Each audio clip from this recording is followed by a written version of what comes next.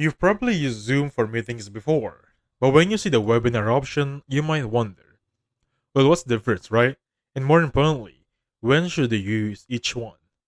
Well, Zoom meetings are going to be this one right here. Let me just go to meetings right there.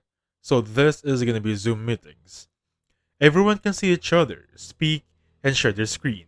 Perfect for team discussions, online classes, and project updates. You can have up to hundreds of participants talking at once, using chat reactions and breakout rooms for small group sessions. In short, meetings are for when you want everyone involved. Now comes Zoom Webinar. These are built for broadcasting for large audiences.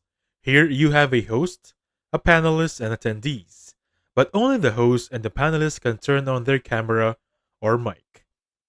Attendees mostly watch and listen, through they can still use for Q&A and polls.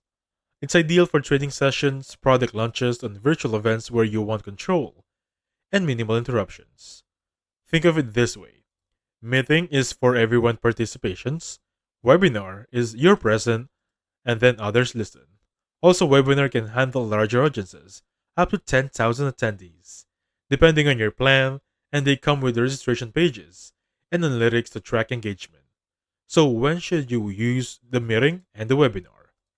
So Zoom meetings for team collaboration and client publications, and webinar right now is for public events, online training, and marketing presentations. And that's it. So are you a team meeting or webinar? Comment below which one fits your workflow best, and don't forget to like, subscribe, and hit that bell icon.